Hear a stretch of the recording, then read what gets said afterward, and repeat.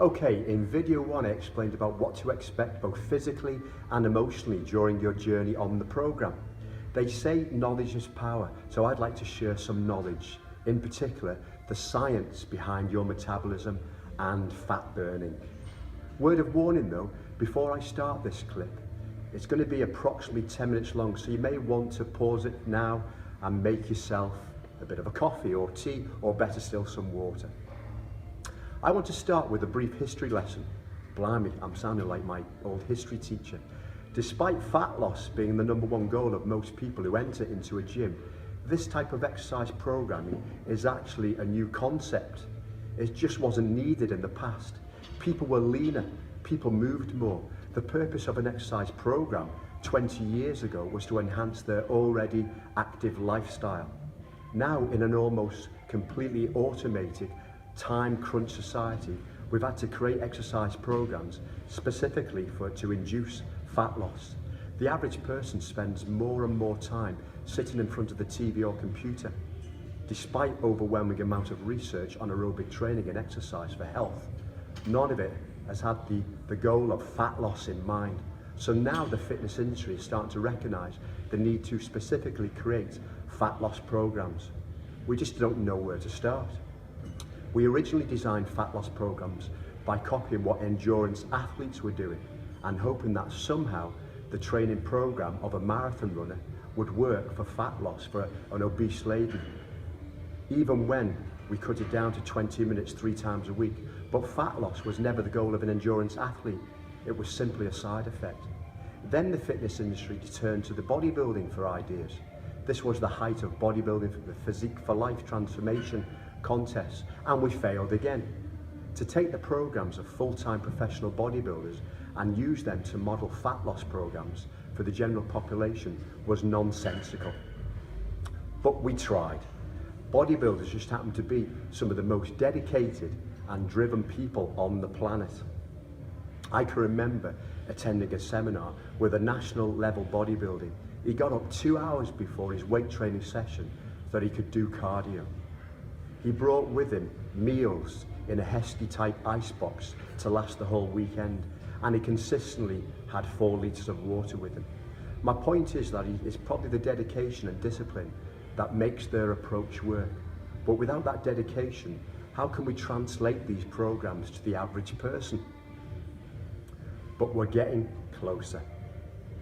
Fat loss, at least, was a goal for bodybuilders, but the low levels of body fat percentage a contest bodybuilder achieved was largely as a result of their increased muscle mass and therefore their metabolism.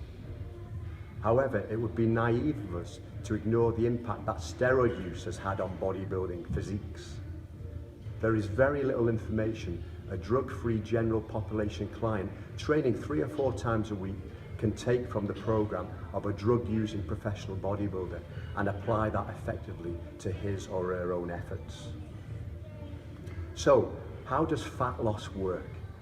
It is my belief that before we start a program for fat loss, we have to understand exactly how it occurs. Despite advantage in the methods of training, the fitness industry has yet to truly provide a complete fat loss solution. We have regurgitated programs for other goals, recommended wrong diets and ineffective exercise plans, all the while never questioning where the information came from. My journey with you, though, is designed to cut through the junk science and the poor recommendations that the media, and to be honest, the fitness industry has continued to propagate for the last 20 to 30 years. My information is essentially a combination of what the science literature has taught us regards fat loss, what I have personally experienced in my facility working with clients, and what my fellow colleagues have found to be effective in their businesses, and to provide a resource of solid principles to design fat loss programs. Bad news, the secret is, there is no secret. Fat loss is a simple process that unfortunately requires hard work and a long-term approach. There are no quick fixes. You've heard the terms high carbohydrate, low fat. Don't eat fat and you won't get fat. Aerobics to lose fat, fat burning zone. All these sounded like the secret to fat loss. but none of these ever panned out in the real world. The good news is, fat loss truly is a simple concept. Simple, yes, but not easy. It requires effort. But to be honest, once you understand the mobilization and fat metabolism, it's not too complicated a process. Allow me to explain about your metabolism. Once you understand your body, how it actually burns calories and therefore burns excess fat, you can quickly and easily evaluate whether or not you're on the right track to achieving your fat loss goals. The first part of understanding the fat loss process is to actually understand metabolism or metabolic rate.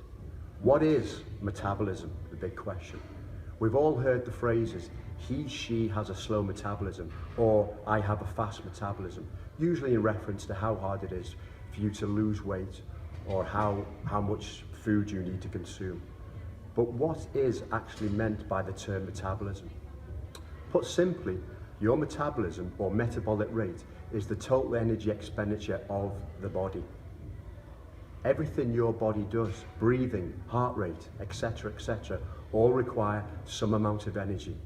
The rate differs significantly from person to person.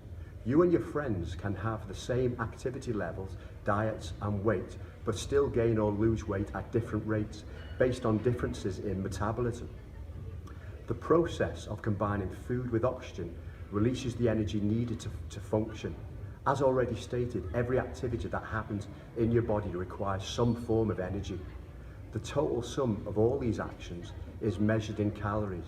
This total is known as your metabolism or metabolic rate, the rate in which you consume energy. The large percentage of your metabolism, about 60 to 70%, is your resting metabolic rate. This is the amount of calories required to maintain your body and its basic functions while at complete rest. In other words, no activity. So your metabolism is quite simply how many calories you burn in a typical day. It is affected and controlled by your thyroid and is largely a factor of your muscle mass. To break it down further, every kilogram of muscle you put on requires additional calories per day to be burnt just maintaining that muscle. The more muscle you carry, the higher the resting metabolic rate. And this is the main reason to have concern for developing, working and maintaining muscle mass in the program. There are two other metabolic demands that affect your metabolism. One is the thermic effect of food, which accounts for 10 to 20% of your metabolism. The other comes from the amount of activity you perform on a daily basis, i.e. exercise.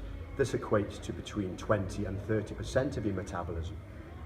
Your activity levels is the easiest part to understand and adjust this, and this will become the sole focus of your fat loss programs. The energy cost of activities like aerobic training has led us to believe that they will be superior tools for fat loss when compared with, say, anaerobic training or interval training or resistance training. This is an inherently flawed approach, and I'll cover this more in a later detail. Suffice to say that as aerobic work does not necessarily maintain muscle and can lower resting metabolic rate, you can see how this backfires.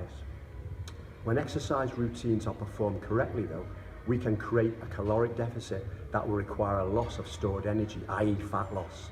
So your metabolism, your total metabolism, is the sum of 1, your resting metabolic rate, 2, the thermic effect of food you eat, and 3, the energy cost of physical activity.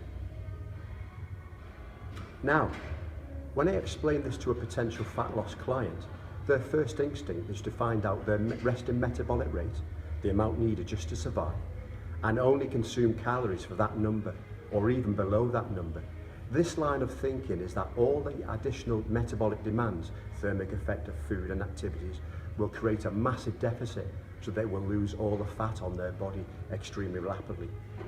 While it's true that the idea of any fat loss plan is to cut calories and create a gap between intake and output, it's important to note that when we consume too few calories to support our basic function, the body basically just slows down everything as it doesn't have enough energy to function efficiently. Extreme low calories diets don't necessarily use more body fat. Instead, muscle is burnt. Very important to know that. As lean muscle is a major factor in our resting metabolic rate, losing muscle will actually cause your metabolism to lower quickly. Maybe you used to burn 2,000 calories per day at rest, but after losing a few kilograms of muscle, you're now only burning 1,800 calories.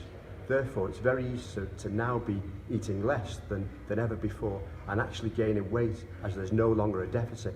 I found the majority of clients who work with me, especially the ladies, have a lifetime history of dieting and of lost muscle. As just mentioned, over and over and over again, doing the same low-calorie diets. Eventually, their body gets to a point where their muscle and therefore the metabolism is so low that the low-calorie diets that have worked in the past no longer work, and that's when they decide to hire a personal trainer. So increasing activity levels, increasing muscle, and as a result increasing your resting metabolic rate is a far more effective approach than just cutting calories from your diet. Dieting is just depriving the body of energy.